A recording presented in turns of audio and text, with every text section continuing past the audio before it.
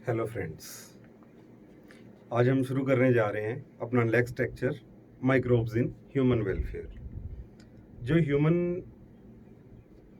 Microbes को use कर रहे हैं अपनी बेटरमेंट के लिए, उसके हमने काफ़ी एस्पेक्ट्स देखे। हम माइक्रोब्स को यूज़ कर रहे हैं हाउस होल्ड में, हम माइक्रोब्स को यूज़ कर रहे हैं इंडस्ट्री में, हम माइक्रोब्स को यूज़ कर रहे हैं बायोगैस प्रोडक्शन के लिए, हम माइक्रोब्स को एम्प्लॉय कर रहे हैं ताकि सीवेज वाटर को ट्रीट किया जा सके, ताकि जो हमारी life giving life saving reverse हैं उन्हें प्रोटेक्ट किया जा सके।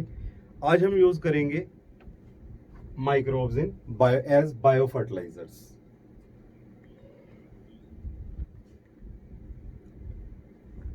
Microbes as bio fertilisers.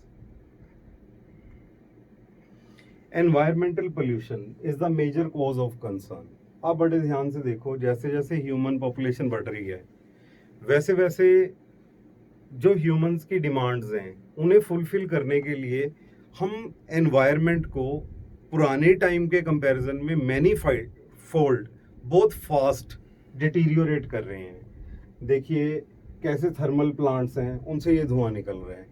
ये सारा धुआं है जो ये हमारे एनवायरनमेंट को उस लेवल पे लेके आ रहा है जिसमें हमारी सर्वाइवल है जो आने वाले टाइम में इम्पॉसिबल हो जाएगी। अब बेसिकली इन कंसर्न्स के बारे में आज हमने बात करनी है, एनवायरमेंटल पोल्यूटेंट्स के बारे में।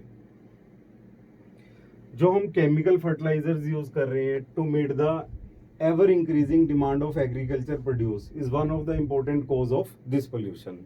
बड़े ध्यान से देखो, पहले क्या होता था, 10 से 12 हजार साल पहले हम हंटर और गैदर जैसी जिंदगी जी रहे थे।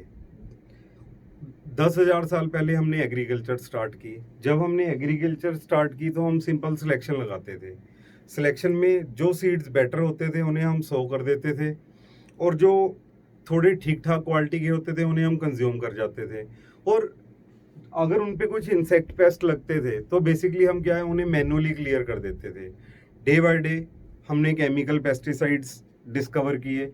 जो केमिकल पेस्टिसाइड्स हैं उन्होंने एक बार तो पैथोजेंस को मारा, इंसेक्ट्स को मारा, बट उन्होंने हमारे एनवायरनमेंट को भी खराब किया। दे डिटीरियोरेट आवर एनवायरनमेंट। अब ये जो एनवायरनमेंट डिटीरियोरेट हुआ है इन केमिकल स्प्रे के कारण, अब इसे रिवर्स तो किया नहीं जा सकता। जो नुकसान होने हैं वो तो हो गए। मैंने आपको बताया मुक्सर है, मुक्सर में बेसिकली जो केमिकल पेस्टिसाइड्स हैं ये ग्राउंड वाटर तक पहुंच गए हैं। जब ये ग्राउंड वाटर हम कंज्यूम कर रहे हैं तो उस केस में इवन हमारे एनिमल्स को भी कैंसर होना शुरू हो गया है। तो ये एक मेजर कंसर्न है। तो अब इन चीज़ों से हमें बचना है, हमें अपनी यील्ड भी बचानी है और बेसिकली इन केमिकल पेस्टिसाइड्स को यूज भी नहीं करना। We have now realized that there are problems associated with the overuse of chemical fertilizers. There is immense pressure to switch to organic farming, the use of biofertilizers. अब इसका हल क्या है?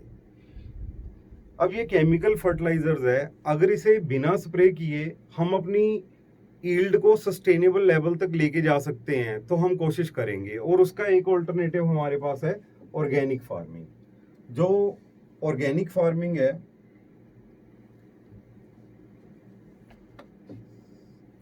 ये एक ऐसा वे है एग्रीकल्चर का जिसमें हम प्रे प्रेडेटर रिलेशनशिप्स को समझते हैं, जिसमें हम इकोसिस्टम को समझते हैं। आप मान के चलो जैसे हमारी क्रॉप्स हैं, हमारी क्रॉप्स पे किसी पर्टिकुलर इंसेक्ट का अटैक हो गया तो उस इंसेक्ट को भी कोई ना कोई और इंसेक्ट खाता होगा या कोई ना कोई वायरस या बैक्टीरिया उसे मारता होगा। तो हम उस वायरस और बैक्टीरिया को एम्प्लॉय करेंगे उस पर्टिकुलर इंसेक्ट को डिस्ट्रॉय करने के लिए बिना केमिकल फर्टिलाइजर्स यूज किए। इससे हमारा एनवायरनमेंट भी बचेगा और बेसिकली हमारी यील्ड है वो भी मेंटेन रहेगी।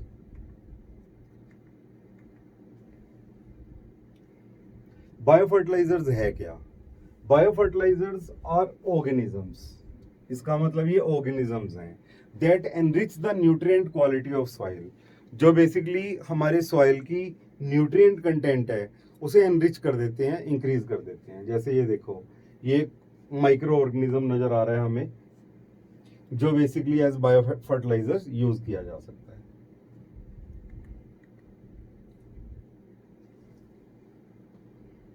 अब बायो फर्टिलाइजर्स में जो ऑर्गेनिजम्स यूज करते हैं वो मेनली बैक्टीरिया है, फंजाई है और साइनोबैक्टीरिया है। बैक्टीरिया, फंजाई और साइनोबैक्टीरिया को एज बायो फर्टिलाइजर्स हम यूज कर सकते हैं। अब आपको याद होगा हमने चैप्टर पढ़ा मिनरल न्यूट्रिशन, हमने किंगडम मोनरा में भी पढ़ा नाइट्रोजन फिक्सेशन। नाइट्रोजन फिक्सेशन में हमने सिम्बायोटिक नाइट्रोजन फिक्सेशन पढ़ी। सिम्बायोटिक नाइट्रोजन फिक्सेशन में हमने जो बैक्टीरिया पढ़ा वो था राइजोबियम। जो राइजोबियम बैक्टीरिया है ये बेसिकली जो लेग्यूमिनस प्लांट्स हैं जैसे पी फैमिली के मेंबर हो गए उसमें रूट नोड्यूल्स बना देता है और उन रूट नोड्यूल्स की हेल्प से नाइट्रोजन फिक्स कर देता है। मतलब हमने यूरिया भी नहीं डाला खेत में और बेसिकली जो नाइट्रोजन कंटेंट है हमारी सॉइल का वो भी इंक्रीज हो गया। ये देखिए इस डायग्राम में आपको नजर आ रहा होगा ये पी प्लांट की रूट है। इस रूट में ये नोड्यूल्स बने हुए हैं ना, ये जो नोड्यूल्स हैं ये बेसिकली यहाँ पे कौन रिजाइड कर रहा है, राइजोबियम बैक्टीरिया। और ये बेसिकली क्या करेगा, एटमॉस्फेरिक नाइट्रोजन को फिक्स करेगा जिसके कारण हमें केमिकल फर्टिलाइजर्स यूज करने की जरूरत नहीं पड़ेगी। ये पिंक कलर के नोड्यूल्स बन जाते हैं इस तरीके से रूट में।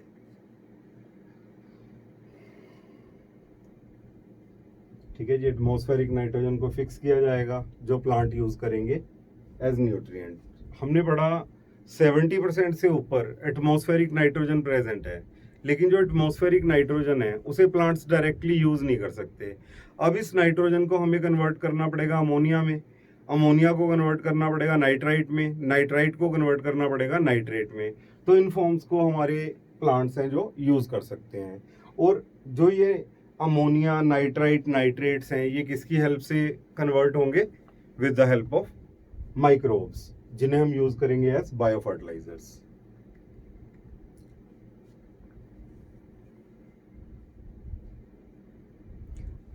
Other bacteria can fix atmospheric nitrogen. अब हमें पता है एटमॉस्फेरिक नाइट्रोजन सबसे ज्यादा पड़ी है N2, while free living in soil, thus enriching the nitrogen content of the soil। कुछ तो सिम्बायोटिक है, वो बेसिकली क्या कर रहे हैं, रूट के अंदर जा रहे हैं, उसमें नोड्यूल्स डेवलप कर रहे हैं, एनारोबिक एनवायरनमेंट क्रिएट कर रहे हैं। तो जो राइजोबियम बैक्टीरिया का नाइट्रोजिनेज एंजाइम है it is sensitive to oxygen. जब एनवायरनमेंट एनारोबिक हो गया तब नाइट्रोजन फिक्स हो रही है। तो कुछ ऐसे हैं जो फ्री लिविंग है, मतलब ये सॉइल में रह के ही नाइट्रोजन फिक्स कर देंगे, इन्हें प्लांट के अंदर जाने की जरूरत नहीं पड़ती। अब ये क्वेश्चंस बहुत इंपॉर्टेंट है। अगर आप कंपटीशन पॉइंट ऑफ व्यू से देखोगे आपको एग्जामिनर क्वेश्चन पूछेगा which of the following are free living nitrogen fixing bacteria, then your answer is azospirillum and azotobacter. मैंने आपको +1 में भी करवाए थे ये, उसका एक फंडा भी दिया था।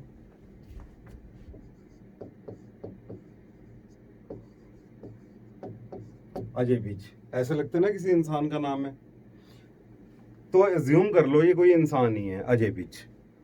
तो अगर इंसान है तो अकेला रह सकता है,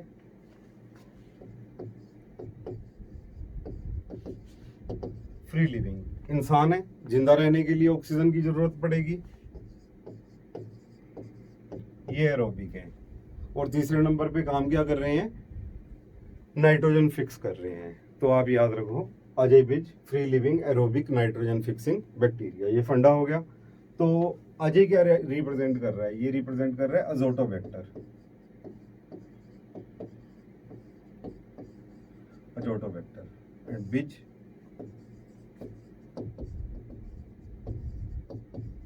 is the Bijernechia, Azotobacter and Bijernechia are free living aerobic nitrogen fixing bacteria। बहुत इंपॉर्टेंट क्वेश्चन है, आप मान के चलो एग्जाम में बहुत फ्रीक्वेंटली पूछा जाने वाला क्वेश्चन है।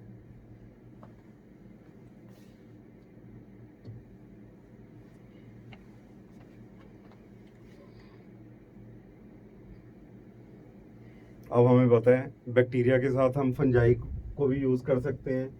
Fungi are also known to form symbiotic association with roots of higher plants. हमने +1 में ही पढ़ा ये कॉन्सेप्ट भी, mycorrhiza. Myco myco word use किया जाता है फंगस के लिए, है ना। Study of fungi is known as mycology. Rhiza का मतलब रूट्स, तो इसका मतलब फंगस का रूट्स के साथ कोई रिलेशन है। It is the association of roots of higher plants with fungi, इसे हम बोलते हैं mycorrhiza. Association of roots of higher plants with fungi is known as mycorrhiza. Many members of genus glomus, जो glomus genus है इसके members क्या बनाते हैं, माइकोराइजा। ये क्वेश्चन पिछले सालों में नीट में आ भी चुका है।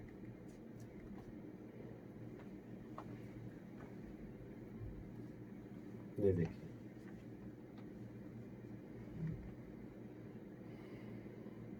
ये एक रिप्रेजेंटेटिव डायग्राम है। इस डायग्राम में ध्यान से देखो, ये हायर प्लांट है, ये हायर प्लांट की जो रूट्स हैं ये फंगस से हाथ मिला रही है ना, ये एसोसिएशन है। इसमें दोनों का फायदा होगा, है ना। अब एसोसिएशन है, एक म्यूचुअलिस्टिक एसोसिएशन है, म्यूचुअलिज्म है, मतलब अगर दोनों को एक दूसरे से अलग करोगे देन बोथ विल डाई। अब कर क्या रहे हैं, जो फंगस है ये फॉस्फेट एब्जॉर्ब करके सॉइल से प्लांट को दे रही है, बदले में प्लांट फंगस को फूड दे रहा है, न्यूट्रिएंट्स दे रहा है, तो अल्टीमेटली दोनों एक दूसरे के साथ एसोसिएटेड हो गए। इसलिए हम इसे इस तरह की सिम्बायोटिक एसोसिएशन को म्यूचुअलिज्म बोल देते हैं। The fungal symbiont in this association facilitate absorption of phosphorus. ये भी काफी इंपॉर्टेंट क्वेश्चन है, by the plants from the soil. भी जो माइकोराइजल एसोसिएशन में वो फंजाई कैसे हेल्प करती है हायर प्लांट्स की, तो ये फॉस्फोरस एब्जॉर्प्शन में हेल्प करती है।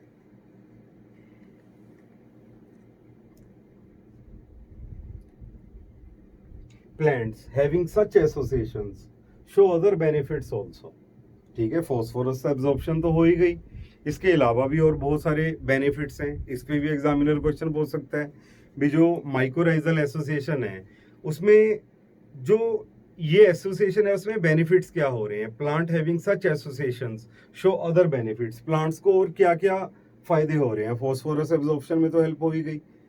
Resistance to root borne pathogens, काफी पैथोजेंस ऐसे हैं जो प्लांट्स की रूट्स को इन्फेक्ट कर देते हैं। अगर प्लांट ने माइकोराइजल एसोसिएशन शो की हुई है तो जो रूट बोर्न पैथोजेंस हैं उनसे इन्हें रेजिस्टेंस मिल जाती है प्लांट्स को। ये रूट बोर्न पैथोजेंस प्लांट्स को नुकसान नहीं कर पाते। Tolerance to salinity and drought, अगर उस एरिया में सैलिनिटी की प्रॉब्लम है, सल्यूट कंटेंट ज़्यादा है सॉइल में, या ड्रोट सूखे की प्रॉब्लम है, वहाँ पे भी माइकोराइजल एसोसिएशन प्लांट को हेल्प कर रही है। तो इसका मतलब माइकोराइजा फॉस्फोरस एब्जॉर्प्शन में सैलिनिटी, ड्रोट, सूखे से बचा रही है, रूट बोर्न पैथोजन से बचा रही है, तो बहुत जबरदस्त फायदा है। In this symbiotic association, fungus also derive sugars and nitrogen containing compounds from the roots of host plant. ठीक है, अब प्लांट्स के फायदे तो समझ आ रहे हैं, क्या फंगस को भी कुछ फायदे हुए? यस, फंगस को फूड मिल रहा है, कार्बोहाइड्रेट्स मिल रही हैं, इसे नाइट्रोजन कंटेनिंग कंपाउंड्स मिल रहे हैं from the roots of host plant, जिसके साथ इसने एसोसिएशन की हुई है। तीसरे ऑर्गेनिज्म साइनोबैक्टीरिया। अब साइनोबैक्टीरिया का दूसरा नाम क्या है? BGA, blue green algae. और हमें पता है ये बहुत इंपॉर्टेंट ऑर्गेनिजम्स हैं। जब हमारी अर्थ बनी इसका टेम्परेचर एक्सट्रीमली हाई था, जिसके कारण यहाँ पे लाइफ एग्जिस्ट नहीं कर रही थी। तो धीरे धीरे with the passage of time earth का टेम्परेचर कम हुआ, ग्रेजुअली लाइफ फॉर्म्स अपीयर हुई। सबसे पहले कीमोसिंथेटिक हेट्रोट्रॉप्स अपीयर हुए, धीरे धीरे कीमोसिंथेटिक हेट्रोट्रॉप से photosynthetic organisms, micro organisms develop हुए, तो तभी साइनोबैक्टीरिया भी डेवलप हुआ। तो दुनिया का कोई भी बैक्टीरिया अगर वो फोटोसिंथेसिस करता है तो फोटोसिंथेसिस के दौरान ऑक्सीजन इवॉल्व नहीं करता, तो हम बोल सकते हैं bacteria performs an oxygenic photosynthesis. Yes, बड़ा इंपॉर्टेंट क्वेश्चन है ये भी कंपटीशन का। इसके अलावा अगर एग्जामिनर पूछ रहा है भी जब फ्री ऑक्सीजन एनवायरनमेंट में एब्सेंट थी, इस तरह के एनवायरनमेंट को क्या बोलते हैं? This type of environment is known as reducing type environment. और जब फ्री ऑक्सीजन एनवायरनमेंट में प्रेजेंट हुई तो इसे क्या बोलना शुरू कर दिया? Oxidizing type environment. तो एनवायरनमेंट को रिड्यूसिंग से ऑक्सीडाइजिंग किसने कन्वर्ट किया? एनवायरनमेंट पहले रिड्यूसिंग टाइप था, oxygen was present but not in free form. इससे क्या हुआ?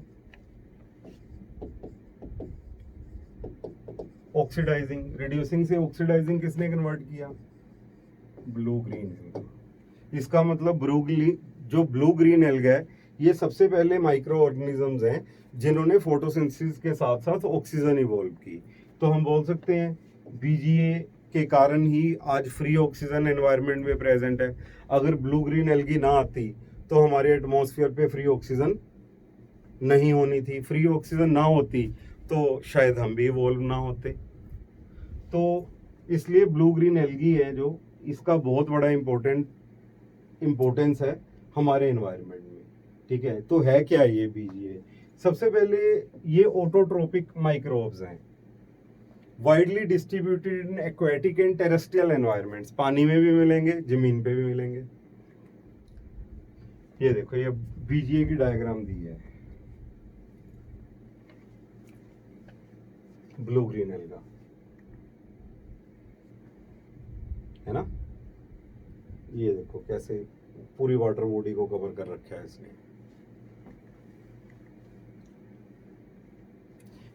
Many BGA can fix atmospheric nitrogen. Atmospheric nitrogen को फिक्स कर देगी। जैसे आ गया एनाविना, नोस्टोक, ओसिलेटोरिया।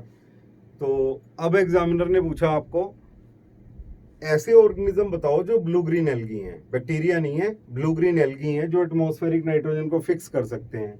तब आपका आंसर आएगा एनाविना, नोस्टोक एंड ओसिलेटोरिया। ये देखिए एनाविना की डायग्राम है।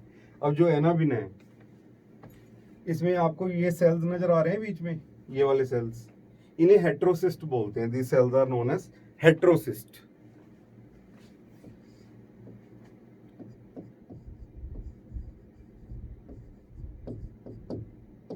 और जो ये सेल्स हैं इनमें एनारोबिक एनवायरनमेंट है।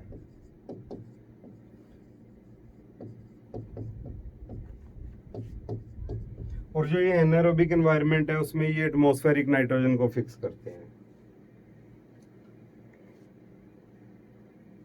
ये नोस्टोक की डायग्राम है, ये ओसिलेटोरिया की डायग्राम है। एनाविना, नोस्टोक, ओसिलेटोरिया है क्या? तीनों nitrogen fixing BGA, blue green algae.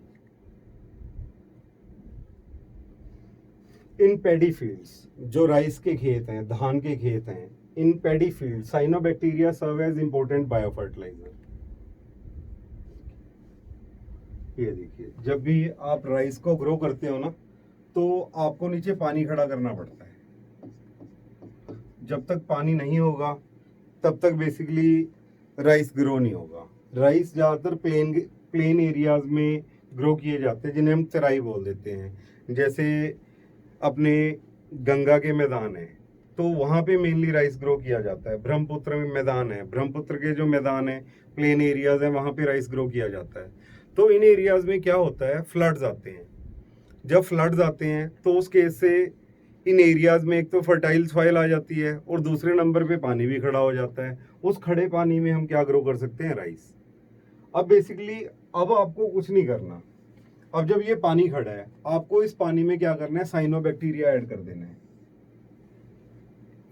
जब जैसे मान के चलो एलोसीरा हो गया, जब आप इस पानी में उसे ऐड करोगे तो ये ग्रीन ग्रीन कलर की स्ट्रक्चर्स नजर आ रही है ना, ये देखो नीचे, ये जो प्लांट्स हैं, ये राइस के प्लांट्स हैं, नीचे ग्रीन ग्रीन मैट नजर आ रहा है। ये जो ग्रीन मैट है ये किसने बनाया है? साइनोबैक्टीरिया ने। अब ये साइनोबैक्टीरिया नाइट्रोजन फिक्स तो करेगा ही करेगा, एटमॉस्फेरिक नाइट्रोजन तो फिक्स करेगा ही करेगा। एटमॉस्फेरिक नाइट्रोजन के साथ साथ आप नोटिस करोगे ये ऑर्गेनिक कंटेंट भी बढ़ाएगा सॉइल का।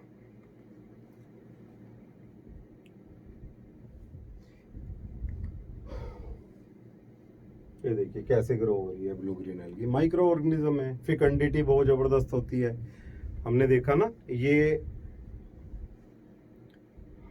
आर सिलेक्टेड स्पीशीज हैं। आर सिलेक्टेड स्पीशीज वो होती हैं जिनका साइज बहुत छोटा होता है और बहुत सारे यंग वंस को प्रोड्यूस करते हैं। ये देखो पूरी के पूरी वाटर बॉडी को ग्रीन कर दिया इन्होंने।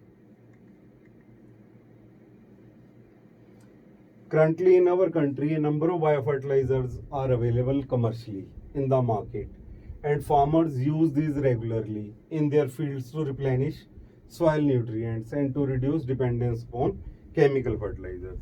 भाई यूरिया डालते हो खेतों में, यूरिया क्या है? केमिकल फर्टिलाइजर है। तो यूरिया क्या करता है?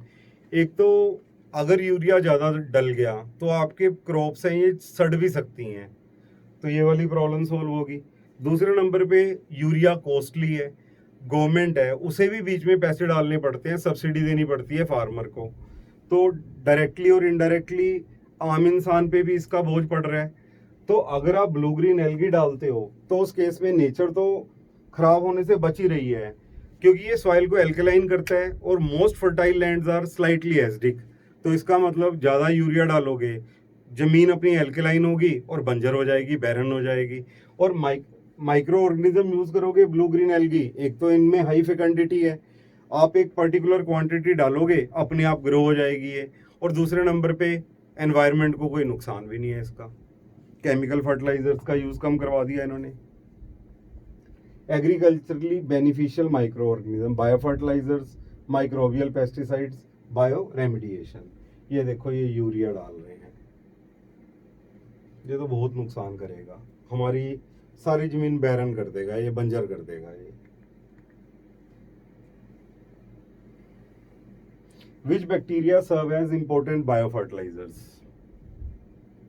और ये जिसके नाम के पीछे ही वायरस लग रहा है वो आंसर कहां से हो जाएगा? बैक्लो वायरस, लैक्टोबैसिलस। ये तो कर्ड फॉर्मेशन वाला, मिल्क प्रोडक्ट बनाने वाला बैक्टीरिया है। Baker yeast, saccharomyces सर्वेसी। एक्सेप्शनली इसमें भी प्लाज्मिड पाया जाता है। Presence of plasmid is a characteristic of bacteria, but exceptionally जो बेकर यीस्ट है, सैक्रोमाइसिस सर्वेसी, इसमें भी 2 माइक्रोमीटर का प्लाज्मिड होता है, ये एक्सेप्शन है। लो जी, कितना सिंपल क्वेश्चन है। Then answer is sign of bacteria.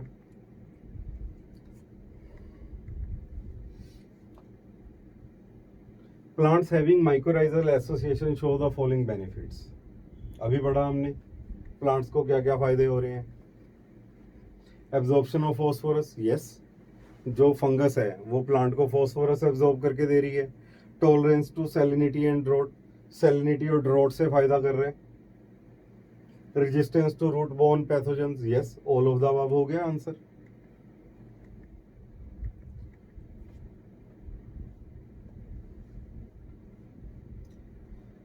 अगला आर्टिकल है अपना challenges posed by microbes.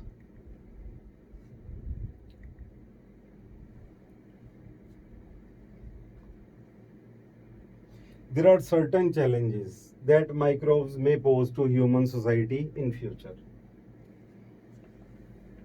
Microbes attack. अब देखो हम नोटिस कर रहे हैं जो ये कोविड-19 डिजीज चल रही है, जिसका कॉस्टिव एजेंट है SARS-CoV-2 वायरस। ये SARS-CoV-2 वायरस है। कुछ लोग बोलते हैं ये बेसिकली चाइना ने एक बायो वेपन बनाया है जिसे इसने पूरी दुनिया में स्प्रेड कर दिया, ठीक है, एक थ्योरी ये भी कहती है। और ऐसा नहीं है बायो वॉर्स नहीं हुई पुराने टाइम में। जो ओसामा बिन लादेन है उन्होंने क्या किया, बेसिकली जो एंथ्रेक्स कोजिंग बैक्टीरिया के स्पोर्स बनाए, उसे पाउडर में मिक्स किया, इस पाउडर को एनवेल्प्स में डाल के इन चिट्ठियों को पोस्ट कर दिया यूएसए के एड्रेसेस पे। लोगों ने चिट्ठियां खोली और उन्हें लगा बड़ी खुशबू सी आ रही है चिट्ठी में, और जो एंथ्रेक्स का स्पोर है उनकी बॉडी में गया। और ये क्या था? बायो वॉर, जिसमें क्या यूज किया गया? Bacillus anthracis, anthrax bacteria. और हिस्ट्री में ये भी नजर आया प्लेग के बैक्टीरिया को भी यूज किया गया एज बायो वेपन। तो ये नुकसान भी है ना। जो टेक्नोलॉजी है इसके फायदे भी हैं, अगर मिस यूज करोगे तो नुकसान भी है। One of the major challenges is the difficulty to fight against infection diseases due to microbial pathogens evolving resistance to drugs, particularly antibiotics. मैंने बोला most significant discovery in 20th century is the development of antibiotics. Alexander Chain and Flore got Nobel Prize in 1945 penicillin की discovery के लिए और उसकी bulk production के लिए। World war 2 में मोस्ट एक्सटेंसिवली एंटीबायोटिक्स को यूज़ किया गया।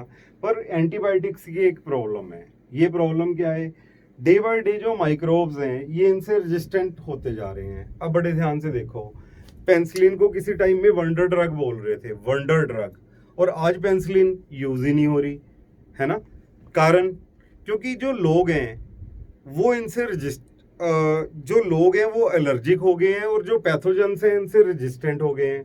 तो इसका मतलब हमें जैसे जैसे पैथोजेंस इवोल्व होते जा रहे हैं उन्हें मारने के लिए नई एंटीबायोटिक्स ढूंढनी पड़ रही हैं। ये बहुत बड़ा प्रॉब्लम है एक एंटीबायोटिक्स यूसेज का। ये देखिए, आजकल मैं जो भी डायग्राम यूज करता हूँ पैथोजन के रेफरेंस में, तो मैं SARS-CoV-2 का वायरस ही यूज कर रहा हूँ।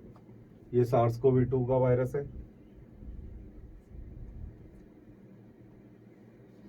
और देखिए, इससे फाइट करनी है हमें अलग अलग तरह के पैथोजन से। Microbiologists realized that pathogens could mutate to super microbes which are resistant to many drugs. अब सुपर माइक्रोब्स क्या होते हैं? ये ऐसे माइक्रोब्स हैं जिन पे दवाइयाँ काम ही नहीं करती। अब काम क्यों नहीं करती? हमने +1 में पढ़ा, जो बैक्टीरिया है, बैक्टीरिया में एक एक्स्ट्रा क्रोमोसोमल डीएनए होता है।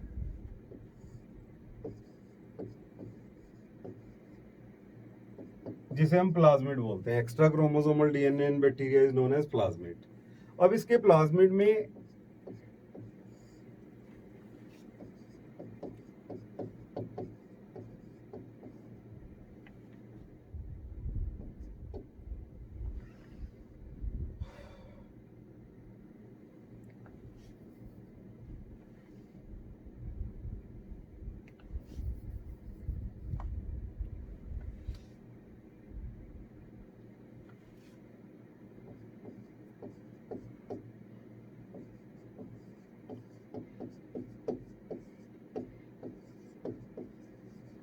इनमें एंटीबायोटिक रेजिस्टेंस जीन्स पड़े होते हैं। जैसे मान के चलो ये प्लाज्मिड है, अगर इसमें पेंसिलिन रेजिस्टेंट जीन पड़ा है तो बेसिकली जो पेंसिलिन एंटीबायोटिक है वो इस बैक्टीरिया पे इफेक्ट नहीं करेगी। अगर इसमें टेट्रासाइक्लिन रेजिस्टेंट जीन पड़ा है तो टेट्रासाइक्लिन एंटीबायोटिक इस पे एक्ट नहीं करेगी।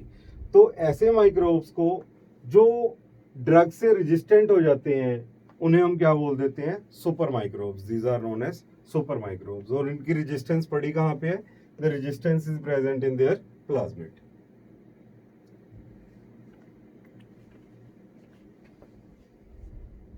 So there is a need to find new and effective therapeutics. इसका मतलब आज के टाइम में जरूरत है हम नई दवाइयां ढूंढें, नए इलाज ढूंढें अलग अलग बीमारियों के लिए।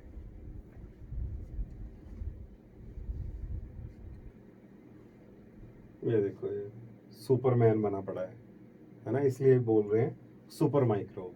ये चेंज होते जा रहे हैं, चेंज होते जा रहे हैं, म्यूटेट होते जा रहे हैं और इनमें एबिलिटी डेवलप होती जा रही है अलग अलग तरह के पैथोजन, अलग अलग तरह की एंटीबायोटिक्स के से रेजिस्टेंस क्रिएट हो रही है इनमें। ये साइंटिस्ट लगे हुए हैं भी ऐसा कोई इलाज ढूंढने के लिए जो इन्हें मारा जा सके। Microbiologists and epidemiologists are now especially concerned with emerging and re-emerging infectious diseases. Microbiologist तो समझते हो आप, जो माइक्रोबायोलॉजी की स्टडी कर रहे हैं। एपिडेमोलॉजिस्ट वो होते हैं जो कोज एंड स्प्रेड पढ़ते हैं डिजीज का, कोई बीमारी क्यों हो रही है, वो कैसे फैल रही है। इनका कंसर्न क्या है? With emerging and re emerging infectious diseases. इनसे कंसर्न है इन्हें कैसे रोका जाए, कैसे खत्म किया जाए।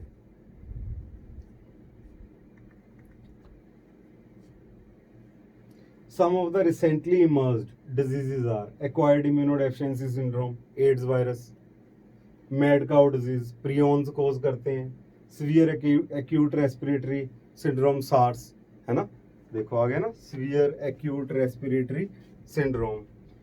पहले ये बीमारी चाइना तक ही रिस्ट्रिक्ट हो गई थी, सार्स। ये अपर रेस्पिरेटरी डिजीज थी जो कोरोना वायरस ने ही कॉज की थी। तो अब इसका मॉडिफाइड वर्जन आया है ना, जैसे पहले हम देख रहे हैं मोबाइल आते हैं, है ना, सैमसंग गैलेक्सी 8, फिर आ जाता है 8 प्रो, वैसे ही आ गया सार्स कोवी 2। सार्स कोवी 2 है जो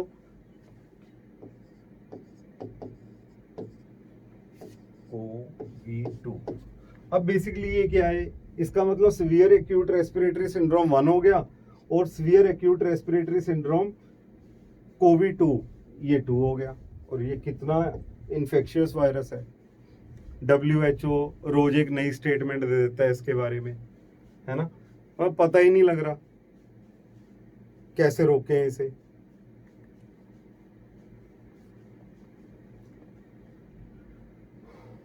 ये देखो SARS corona virus, mad cow disease.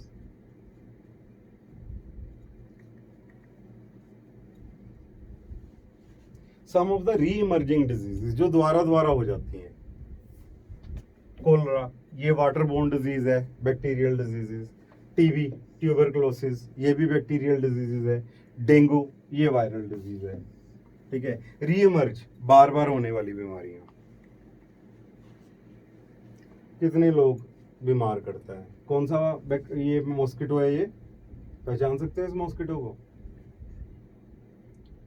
Aedes aegypti, ठीक है। Aedes aegypti vector of dinghy virus. Dinghy को ये फैला रहा है, दिन में लड़ता है ये, फ्रेश वाटर जहाँ पे अकोमुलेट होता है वहां पे एग्स ले करता है अपने, तो इसका मतलब पानी को खड़ा मत होने दो बरसातों में अपने आसपास। One of the major threats to society is bioterrorism, उग्रवाद। टेररिज्म इज उग्रवाद।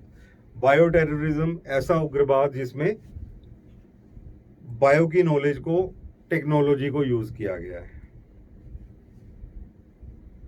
Bioterrorism involves the actual use of the threat to use biological agents in order to spread fear or inflict diseases and death upon large populations.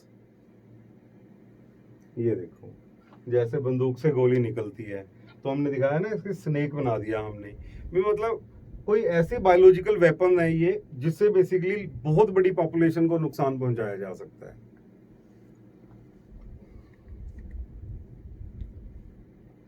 Advances in genomics and bioinformatics can produce rapid detection methods of these bioterror agents and might pave the way for the development of new vaccines and therapies. Genomics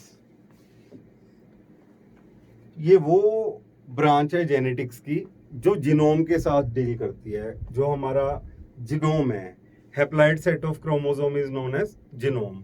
हमारा genome कैसा है, उसमें कैसे कैसे jeans पड़े हैं, वो jeans आपस में क्या इंटरेक्शन शो कर रहे हैं, वो जीन्स किस तरह का रिस्पॉन्स प्रोड्यूस करते हैं, दिस कम्स अंडर जीनोमिक्स। आपने एक प्रोजेक्ट भी सुना होगा, ह्यूमन जीनोम प्रोजेक्ट। ये बहुत एम्बिशियस प्रोजेक्ट है जो शुरू किया गया था। बायो इन्फॉर्मेटिक्स, ये ब्रांच सुनी है आपने, बायो इन्फॉर्मेटिक्स। इसमें क्या किया जाता है, बायो इन्फॉर्मेटिक्स ऐसी एक ब्रांच है जिसमें बेसिकली कंप्यूटर्स को यूज किया जा रहा है बायो में। फॉर एग्जांपल मान के चलो मैंने सार्स कोवी 2 का वायरस है जो, उसका जीनोम ढूंढ लिया। इसका जीनोम है सिंगल स्ट्रैंडेड आरएनए। जो इसके सिंगल स्ट्रैंडेड आरएनए जीनोम है, अब मैं क्या करूंगा, इसके जीनोम में कौन कौन से नाइट्रोजनस बेसिस का सीक्वेंस पड़ा है, मैं सारा वो डिकोड कर लूंगा, और सारा डिकोड करके उसे कंप्यूटर में फाइल्स की फॉर्म में रख लूंगा। इसे हम बोलते हैं bio informatics. This branch is known as bio informatics. अब मैंने बोला भी जो सार्स कोवी 2 है ये सेकंड है, और जो सार्स वायरस है ये फर्स्ट कोरोना वायरस है जो 2002 में जिसने अटैक किया। तो कैसे पता चला, अब बायो इन्फॉर्मेटिक्स में हमने क्या किया, जो सार्स वायरस है उसका जीनोम डिसिफर कर लिया, उसके बाद हमने सार्स कोवी 2 का वायरस जीनोम डिसिफर कर लिया, तो हमने देखा इनकी सिमिलैरिटीज के बेसिस पे हमें पता लगा ये किसके साथ मैच करता है।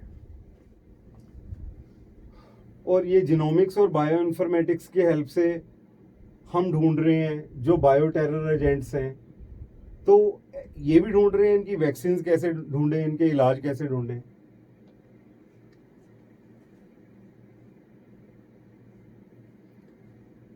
The field of the study dealing with determination of nucleotide sequence of genome and its analysis using computer programs. Computer programs में जैसे जब मैं पढ़ता था तब हम यूज करते थे ब्लास्टा, तो आज नए आगे होंगे प्रोग्राम्स बायो इन्फॉर्मेटिक्स में।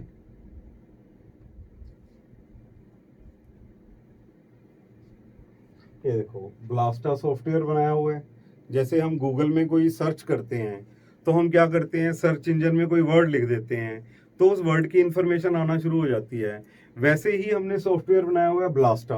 अब ब्लास्टा सॉफ्टवेयर में हम क्या करते हैं, किसी भी माइक्रो ऑर्गेनिज्म का या ऑर्गेनिज्म का जो नाइट्रोजनस बेस सीक्वेंस है, डाटाबेस बोलते हैं, उसे फीड कर देते हैं और उसे कंपेयर कर लेते हैं किसी भी पैथोजन के साथ, तो हमें पता लग जाता है कौन कौन सी ड्रग्स इसके लिए इफेक्टिव रहेंगी।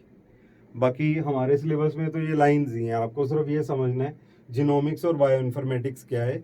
आने वाले टाइम में आपको इसकी डिटेल पढ़ने को मिलेगी हायर क्लासेस में। ये देखिए कंप्यूटर को यूज़ कर रहे हैं ना, कंप्यूटर प्रोग्राम्स को यूज़ कर रहे हैं, डाटा जो डीएनए है इसमें जो A T G C nitrogenous bases हैं, इन्हें डिसिफर करके कंप्यूटर में डाटा बेसिस की फॉर्म में स्टोर कर रहे हैं। Which of the following are re emerging diseases. अब आपको नाम याद रखें, री इमर्जिंग, बार बार होने वाली बीमारियां जो दोबारा फैल रही हैं।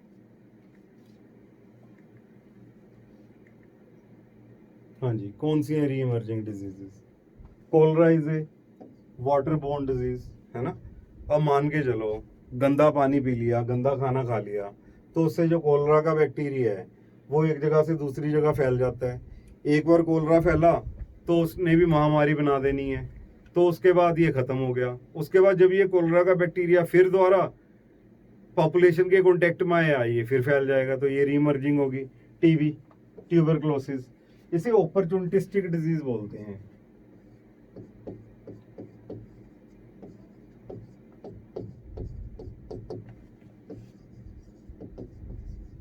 अपॉर्चुनिस्टिक डिजीज ये हेल्दी पर्सन्स को नहीं होती, ये उन्हें होती है जिनका इम्यून सिस्टम वीक है, और बेसिकली ये भी बार बार फैलती हैं।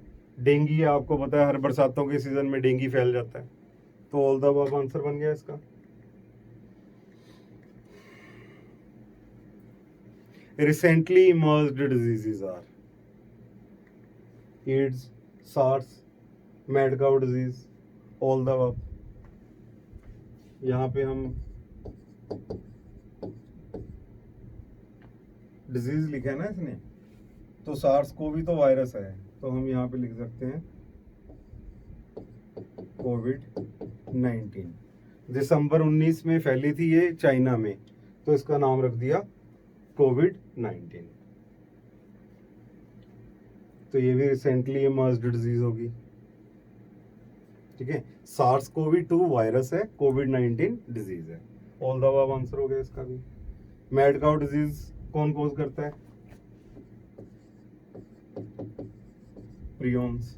मैंने आपको कहा था अगर आप प्रियॉन्स की रेप्लिकेशन पे एक नया लेक्चर सुनना चाहते हो पूरा, और बहुत इंटरेस्टिंग लेक्चर है, बड़ा मजेदार लेक्चर है, तो जो मैं ये वीडियो डाल रहा हूँ इसके नीचे जो कमेंट्स हैं उनके कमेंट्स में ही लिखो, ठीक है, तो मैं पक्का इस पे वीडियो डालूंगा, ठीक है। कुछ बच्चों ने मुझे पर्सनली मैसेज किए भी सर प्रियॉन्स की रेप्लिकेशन पे प्लीज वीडियो डालो, प्लीज ऐड कमेंट्स अगर आप इस पे वीडियो देखना चाहते हो। जिस दिन 20 कमेंट्स हो गए मैं उसी दिन ही डाल दूंगा इस पे वीडियो, ठीक है।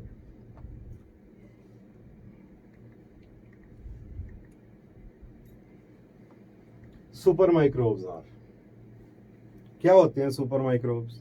सुपरमैन जैसे, जो म्यूटेट हो गए हैं, जिन्होंने रेजिस्टेंस एबिलिटी डेवलप कर ली है, अलग अलग एंटीबायोटिक्स के अगेंस्ट रेजिस्टेंट हो गए हैं,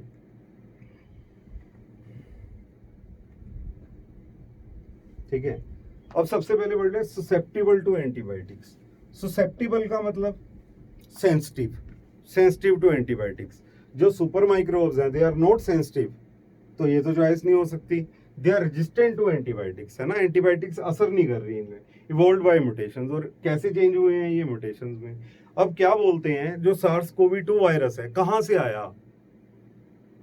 एक थ्योरी बोलती है ये बेसिकली बैट्स हैं, जो बैट से पेंगोलिन में आया, पेंगोलिन से ह्यूमंस में आया, मतलब ये जूनोटिक वायरस है जो एनिमल से फैलता है। इन वायरसेस को हम क्या बोलते हैं?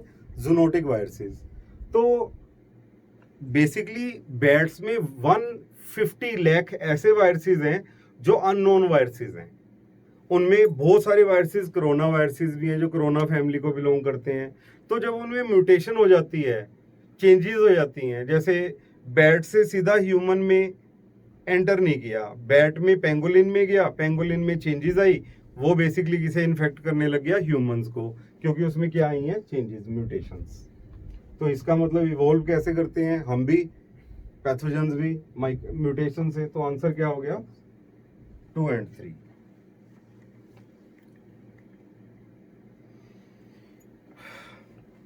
Hope you enjoy the lecture. तो आपका बहुत अच्छा रिस्पॉन्स मिल रहा है मुझे, आप अच्छा पढ़ रहे हो। बेस्ट ऑफ लक, पढ़ते रहो, और जो प्रॉब्लम्स आती हैं डिस्कस करते जाओ, उन्हें साथ में मिलके रिजॉल्व करेंगे। Okay bye.